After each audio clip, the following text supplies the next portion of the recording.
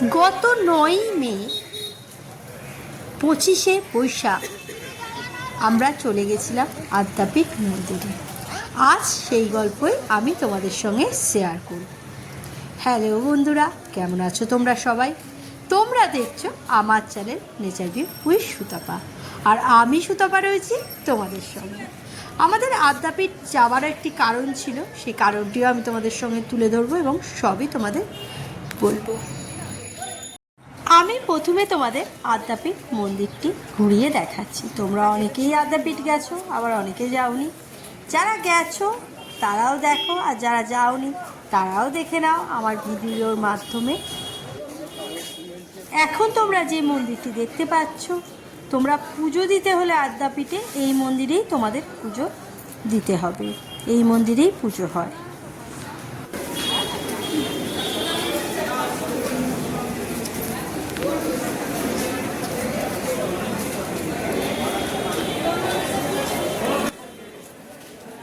ওই দূরে সাদা যে মন্দিরের চূড়াটি তোমরা দেখতে পাচ্ছ, ওটাই আদ্যা মায়ের আসল মন্দির। কিন্তু ওই মন্দিরে ফটো বা ভিডিওগ্রাফি কোনোটাই অ্যালাউ না। এদিকে পুজো দেবার মন্দিরের ভেতরেও ফটো বা ভিডিওগ্রাফি অ্যালাউ নয় বলে আমি তুলে নিই।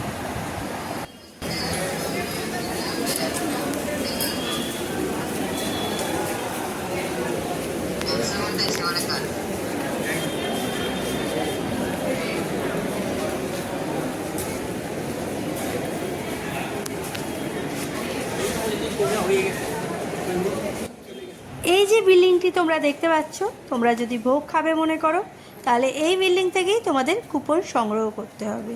এখন কুপনের মূল্য হলো 80 টাকা। আমি কিরাম খাওয়াই, কী খাওয়াই সবই তোমাদের দেখিয়ে দেবো। তোমরা আমার সঙ্গে থাকো এবং ভিডিওটি দেখতে থাকো লাস্ট অবধি। বেদান্ত শোভন অনুষ্ঠানে আমরা এখানে উপস্থিত ছিলাম। আমাদের আশ্রমে, আমাদের উত্তমা আশ্রমের আশ্রম আচার্য শ্রী স্বামী প্রণবেশানন্দ ব্রহ্মচারী মহাশয় এখানে উপস্থিত ছিলেন, আরও অনেক অতিথিদের সঙ্গে। এবং আমরা উত্তম আশ্রমের তরফ থেকেই এখানে এসেছিলাম। অনুষ্ঠান শুরুর আগে আমাদেরকে টিফিনে দেওয়া হয়েছিল একটি করে সিঙ্গারা আর একটি করে জিলিপি, আর অবশ্যই 1 কাপ করে চা। আর এই যে ছবিগুলি আপনারা দেখতে পেলেন, এই ছবিগুলো বেদান্ত পাঠ শেষ হওয়ার পর আমাদেরকে প্রসাদের সঙ্গে সবাইকে একটি করে ফটো দেওয়া হয়েছিল। আমার তো বেদান্ত শ্রবণ করে ভীষণই ভালো লেগেছিল। তোমরাও আমার ভিডিওর মাধ্যমে বেদান্ত শ্রবণ করো, আশা করি তোমাদেরও ভীষণ ভালো লাগে।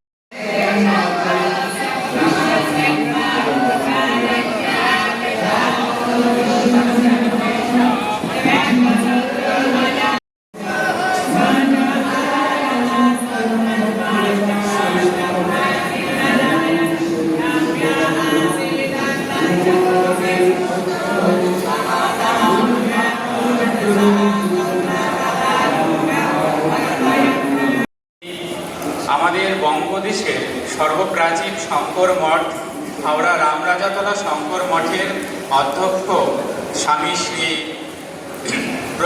প্রজ্ঞানানন্দ সরস্বতীজি মহারাজ আমাদের মাঝে উপস্থিত আছে। আমাদের মাঝে উপস্থিত আছে উত্তম আশ্রম ডুমুরদহের মাননীয় অধ্যক্ষ ব্রহ্মচারী শ্রী প্রণবেশানন্দজি মহারাজ। তাদের উপস্থিতি উপলক্ষে আমরা তাদের চরণে প্রণতি নিবেদন করি। আমাদের মাঝে উপস্থিত আছে কাশীর মাননীয় বিদ্বান শ্রী তুলসী কুমার যোশীজি, যিনি আজকের এই বেদান্ত শ্রবণ অনুষ্ঠানে 2টি বিষয়ের উপর বক্তব্য রাখবেন। সকলকে আমরা স্বাগত জানাই। আজকে একটি বিশেষ দিনে সমস্ত রাজনৈতিক ঘটনার পরিপ্রেক্ষিতেও এইখানে যে আপনারা উপস্থিত হয়েছে ইচ্ছার প্রকাশ। কারণ বেদান্ত শ্রবণে রুচিশীল ব্যক্তি খুব কমই পাওয়া যায়। তার সত্ত্বেও বেদান্ত শ্রবণে আপনারা যে আগ্রহী হয়েছে, তার জন্য উপস্থিত সকল ভক্তগণকে আমি বিশেষভাবে ধন্যবাদ জানাচ্ছি। আমাদের ভগবান আদি শঙ্করাচার্য ভারতবর্ষে চারটি প্রান্তে চারটি ধর্ম শাসন ক্ষেত্র তথা ধর্ম রাজধানী প্রতিষ্ঠা করেন। পূর্ব ভারতে গোবর্ধন মঠ, পুরী পীঠে তিনি গোবর্ধন তথা গোবর্ধন মঠ প্রতিষ্ঠা করেন, যা সম্পূর্ণ পূর্ব ভারতের ধর্ম রাজধানী। তিনি পশ্চিম ভারতে ধর্মশাসন যেন সঞ্চালিত হয় সেই উদ্দেশ্যে দ্বারকা সারদা মঠের স্থাপনা করেন।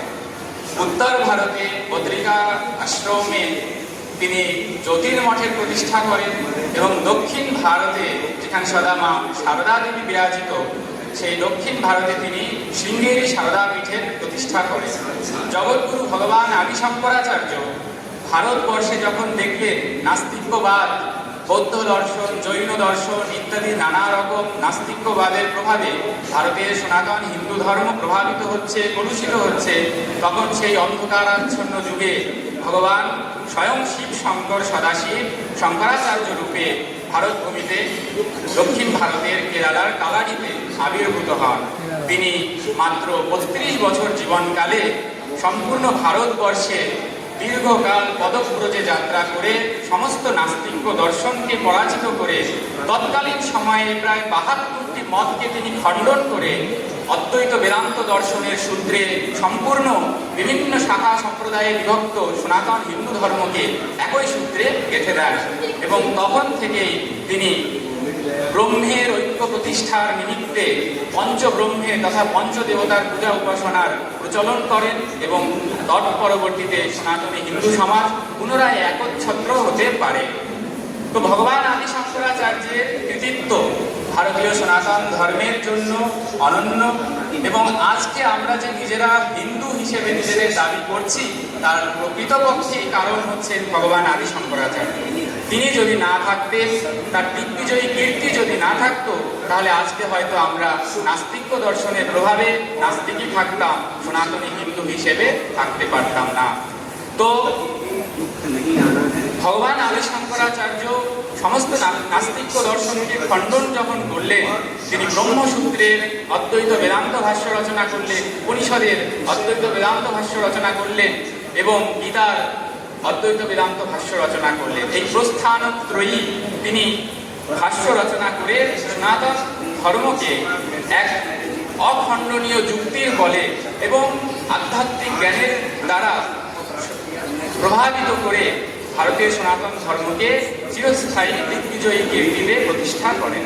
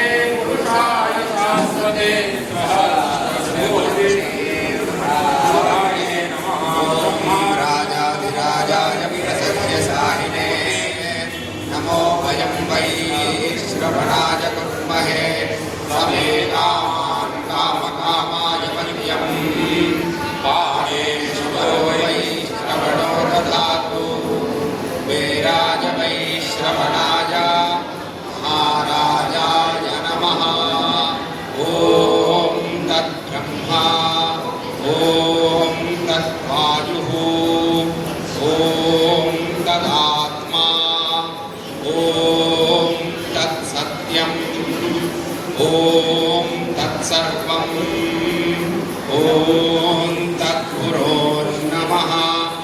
अन्तश्चर रतिभूतेषु भायां विश्वमूर्तिषु त्वञ्जज्ञस्त्वं वषट्कारस्त्वमिन्द्रस्त्वं रुद्रस्त्वं विष्णुस्त्वं ब्रह्मत्वं प्रजापतिः त्वं तदापहा भूज्योतिरसो जय राम जय जय राम। श्रीराम जय राम जय जय राम। श्रीराम जय राम जय जय राम। श्रीराम जय राम जय जय राम। श्रीराम जय राम जय जय राम। সকলে সমস্বরে বলবেন নমঃ শঙ্করায় নমঃ শঙ্করায় নমঃ শঙ্করায়। সকলকে ধন্যবাদ। আমি এখন আমাদের মাননীয় উত্তমাশ্রমের অধ্যক্ষ মহারাজ ব্রহ্মচারী শ্রী প্রণবেশানন্দজি মহারাজজিকে অনুরোধ করব আমাদের দণ্ডী স্বামী শ্রী প্রজ্ঞানানন্দ সরস্বতীজি মহারাজকে পুষ্পার্পণের দ্বারা বরণ করে নিতে এবং উপহার সামগ্রী প্রদান করতে।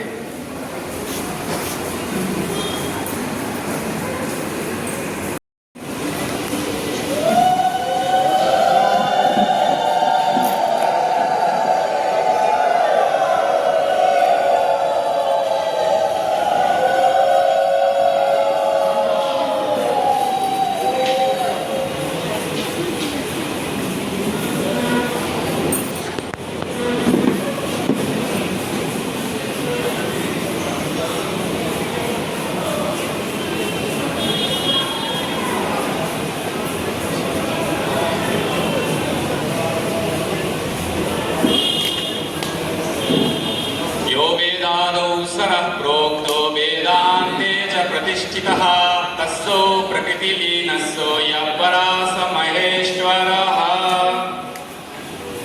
এখন আমি আমাদের কাশী থেকে আগত বিদ্বান শ্রী তুলসী কুমার যোশীজি মহারাজজিকে অনুরোধ করব তিনি আমাদের উত্তম আশ্রমের অধ্যক্ষ মহারাজ ব্রহ্মচারী শ্রী প্রণবেশানন্দজি মহারাজজিকে পুষ্পার্পণ করে বরণ করে নিতে।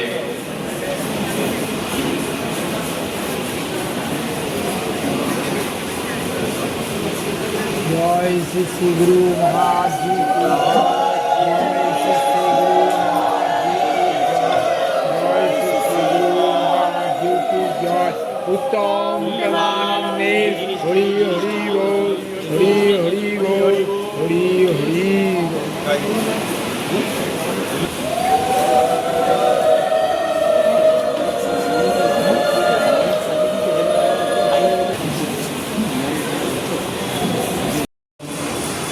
पङ्गुं लङ्घयते गिरिं यत्कृपातमहं वन्दे परमानन्दमाधवम् यं शैव समुपासते शिव इति ब्रह्मेति वेदान्तिनो बौद्ध बुद्ध इति प्रमाणपटव कर्तेति नैयायिका अरहन्नित्यथ जैन शासनरता कर्मेति मीमांसका सोऽयं नो विदधातु वञ्चितफलं त्रैलोक्यनाथो हरि। ॐ नमो ब्रह्मादिभ्यो ब्रह्मविद्या सम्प्रदायकर्तृभ्यो। यजुर्वेदीय আমলায় মঠ হচ্ছে দক্ষিণে শৃঙ্গেরি মঠ বা সিংহগিরি মঠ। তার ইতিহাস রামায়ণ থেকে যুক্ত, যেমন কি ঋষ্যশৃঙ্গ মুনির সেখানে আশ্রম ছিল। ভগবান ভাষ্যকার শঙ্করাচার্য মহারাজ কালাড়ি থেকে যখন পদব্রজে আসছেন সন্ন্যাস, তিনি তো আতুর সন্ন্যাস গ্রহণ করেছিলেন, কিন্তু আতুর সন্ন্যাস গ্রহণ করার নিয়ম হচ্ছে যখন বিপন্ন মৃত্যুকাল উপস্থিত হয় তখন আতুর সন্ন্যাসী বিধি ছাড়া, কোনো বিধি ছাড়াই প্রেস মন্ত্র যদি উচ্চারণ করে তবে সন্ন্যাস হয়। কিন্তু যদি সেই বিপত্তি, মরণাসন্ন বিপত্তি যদি কেটে যায় তাহলে বিধিবৎ সন্ন্যাস নিতে হয়। সেই নিয়ম রক্ষা করার জন্য তিনি পদব্রজে আসলেন ওঙ্কারেশ্বর, যেখানে স্বয়ং পতঞ্জলি গোবিন্দ পাদ রূপে জন্মগ্রহণ করে সন্ন্যস্ত হয়ে সেখানে সমাধিস্থ ছিলেন 10,000 বর্ষ পর্যন্ত। আসার সময় তিনি রাস্তায় দেখছেন যে সাপের উপরে ব্যাঙ বসে আছে, ব্যাঙদেরকে নিয়ে সাপগুলো খেলছে, কোনো রকম হিংসাবৃত্তি নেই। কি ব্যাপার, এরকম কি করে? ব্যাঙ এবং সাপের মধ্যে তো খাদ্য খাওয়া, তাহলে খাদ্যকে খাচ্ছে না, তাদের সাথে খেলছে, এই আশ্চর্য, এরকম বিপরীত স্থিতি কোত্থেকে আসলো? তখন তিনি জানতে পারলেন যে এটা তো বিভাণ্ডক মুনির আশ্রম এবং বিশ্বসিংহ মুনির জন্মস্থান এবং তপস্থলী। अस्मिन् जन्मनि जन्मान्तरे वा काम्य निषिद्ध वर्जन पुरस्सर नित्य नैमित्तिक प्रायश्चित्त उपासनानुष्ठानेन निर्गत निखिल कल्मषदया नितान्त निर्मल स्वान्त साधन चतुष्टय संपन्न प्रभाता। साधन चतुष्टय विषय तो अनेकेই বলেন, नित्यानित्य तत्त्वं श्रीचरणानां अन्वेषां च आज्ञया अत्र प्रस्तौति।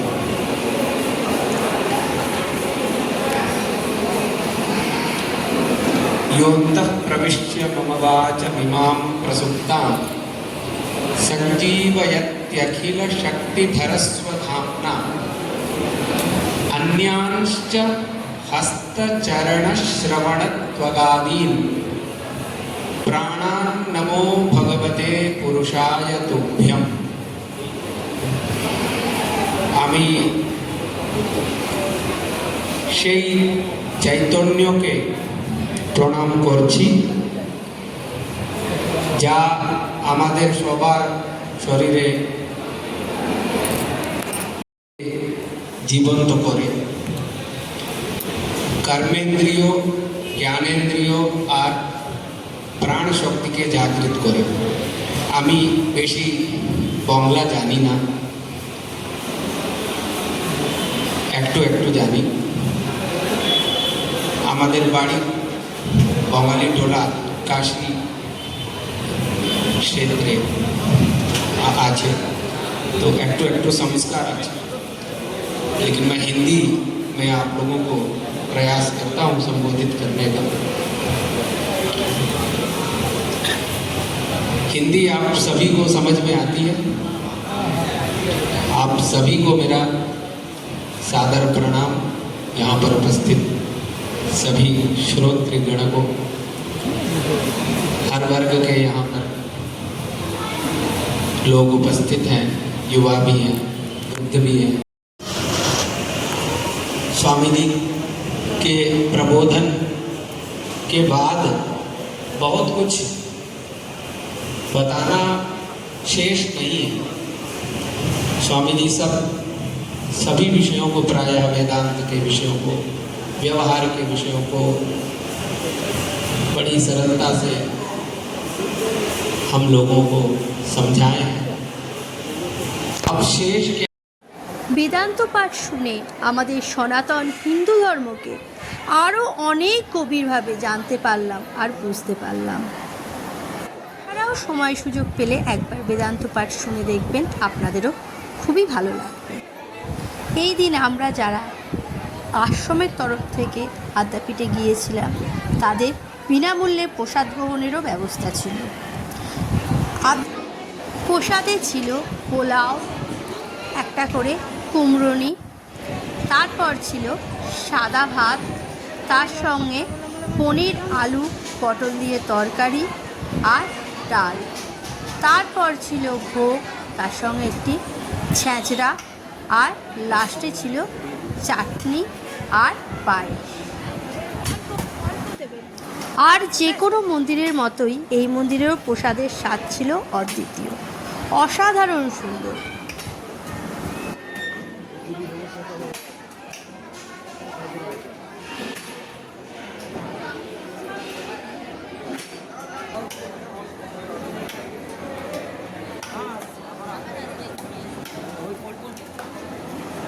অল্প একটুখানি দেবেন।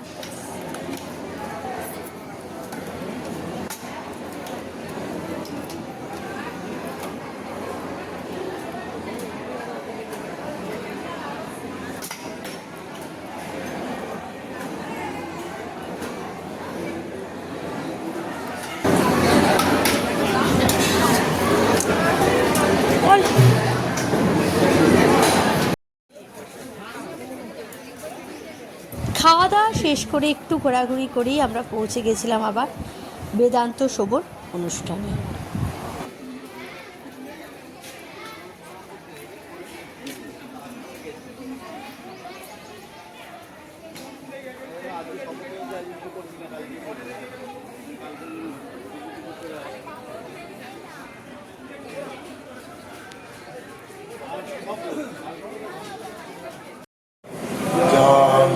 श्री गुरु महाराज की जय। उत्तम प्रेमानंदे हरि हरि बोल, हरि हरि बोल, हरि हरि बोल। ओम उत्तमं उत्तमानन्दं उत्तमानन्दवर्धनम् उत्तमज्ञान सन्दीप्तम् उत्तमेशं नमाम्यहम्। ॐ वन्दे देवयुमापतिं सर्वरं वन्दे जगत्कारणं वन्दे पन्नगभूषणं मृगधरं वन्दे कुशुनामपतिं वन्दे सूर्यशशाङ्कवर्णिनयनं वन्दे मुकुन्दप्रियं वन्दे भक्ताजनस्वयं च वरदं वन्दे शिवं शङ्करं हर पार्वतीपते महादेव। गणनाथ सरस्वती रवि शुक्ल बृहस्पति पंचैतां स्वं नित्यं वेदवाणी प्रवर्तये।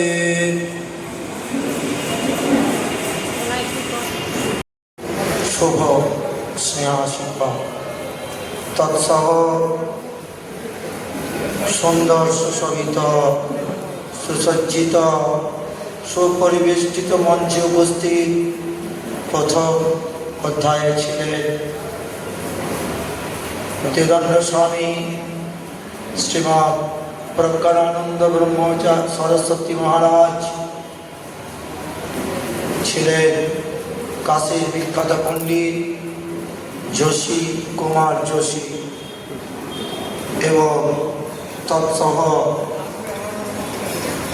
फाउंडेशনের সদস্যবৃন্দ এবং সম্মুখে আদ্যাশক্তি সর্বা পিতৃ ও মাতৃমণ্ডলীগণ,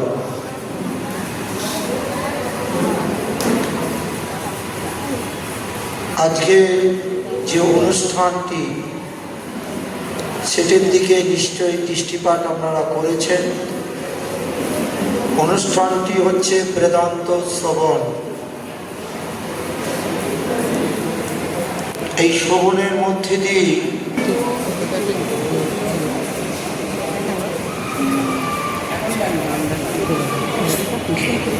এখন আমি শ্রী ব্রহ্মচারী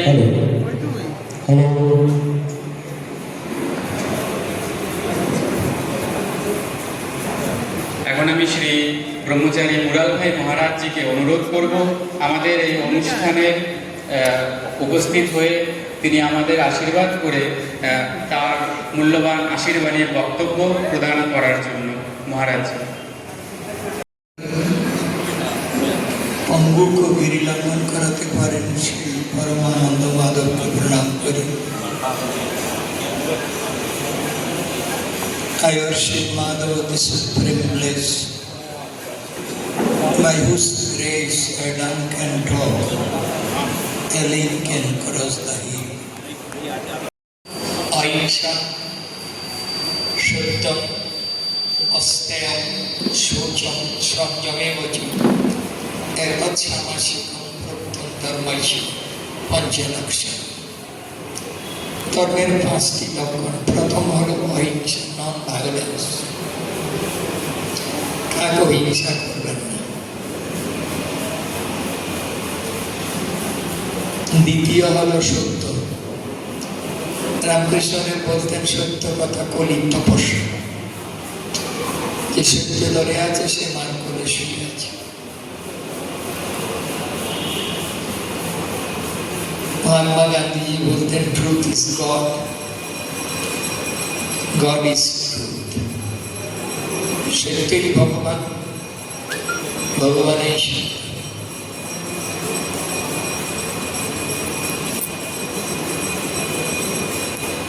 রামকৃষ্ণদেব বলতেন যে সত্য ধরে আছে। শেষে উঠে গেছে, আগে যদি কিছু আসে সেটা পরের কথা। শিক্ষা কতগুলি ডিগ্রি আর কতগুলি শব্দাডম্বর হলে শিক্ষা হয় না। আর কত অত্যাচার ব্যভিচারের কারণ কি? গুরুকুলে বিদ্যার্থী যেত, সেখানে শাস্ত্র অধ্যয়ন করার পরে তার যখন সমাবর্তন হচ্ছে, তাকে গুরুদেব উপদেশ দিচ্ছেন মাতৃদেব ভব।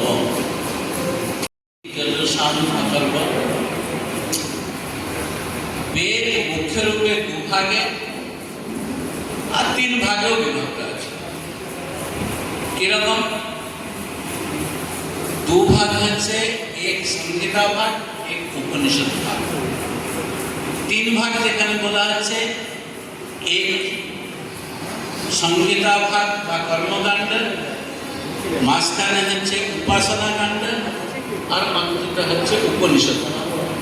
ঠিক আছে? তাহলে এই কর্মকাণ্ড বা সংহিতা ভাগ যেটা, সেই সংহিতা ভাগ। আর যেখানে দুভাগ করা হচ্ছে, কর্মকাণ্ডের জ্ঞান কাণ্ড, সেখানে উপাসনা কাণ্ডের কিছু অংশ কর্মকাণ্ডের সাথে, কিছু জ্ঞান কাণ্ডের সাথে মিলিত হয়ে যাচ্ছে। তো বেদের যে অন্তিম ভাগ, উপনিষদ ভাগ, যে উপনিষদকে বেদান্ত বলা, এখানে ভক্তি বেদান্ত বা জ্ঞান বেদান্ত এরকম কোনো ভেদ নেই। বেদান্ত নাম উপনিষদ প্রমাণম তদুপকারিণী শারীরিক সূত্রাদি। বেদান্ত কাকে বলা হয়? বেদের যে অন্তিম ভাগ, উপনিষদ ভাগ, তার নাম হচ্ছে বেদান্ত। ঠিক আছে? এখন উপনিষদের ব্যাখ্যা কে কিভাবে করেছে? উপনিষদের ব্যাখ্যা আচার্যরা যেভাবে উপনিষদের যে বচন, তাকে সূত্রিত অর্থাৎ সূত্র রূপে নির্মাণ করেছেন বেদব্যাস, যাকে ব্রহ্মসূত্র বা বেদান্ত দর্শন বলা হয়। তার উপরে ভাষ্য বিভিন্ন আচার্য লিখেছেন। তো সেই সূত্রে এখানে ভগবান ভাষ্যকার শঙ্করাচার্য মহারাজের কোনো মতবাদই নেই। উনি কোনো মতবাদ প্রতিষ্ঠা করেননি।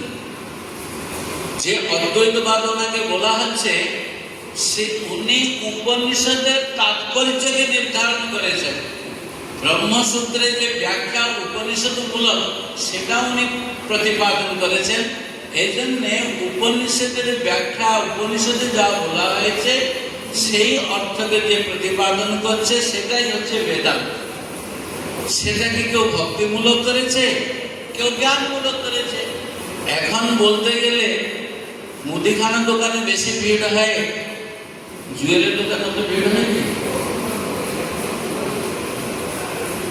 লোকের গ্রহণ করার জন্য উপযুক্ত নেই। লোকে কে কি গ্রহণ করছে না গ্রহণ করছে সেটা বিষয় নয় বেদান্তের। বেদান্তের বিষয় হচ্ছে আত্মার স্বরূপ জ্ঞান দান।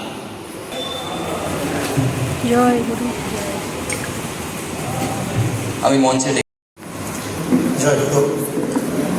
আমাদের উত্তম আশ্রমের পক্ষ থেকে জগৎগুরু আদি শঙ্করাচার্য ফাউন্ডেশনের যে সমস্ত সদস্যবৃন্দ আছে তাদেরকে আমরা এই আশ্রম থেকে, সংস্থা থেকে সমস্ত ব্রহ্মচারীদের সিদ্ধান্ত এবং অনুমতিপত্র আমি সংস্থার হাতে তুলে দিচ্ছি।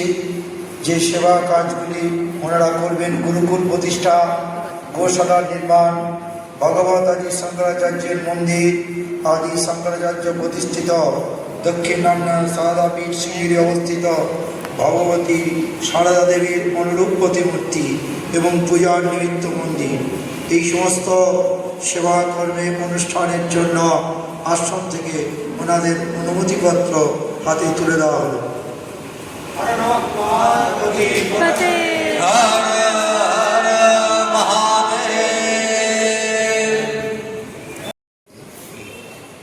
অনুষ্ঠানটি শেষ হয়েছিল প্রণাম করে প্রসাদ নেবার মাধ্যমে।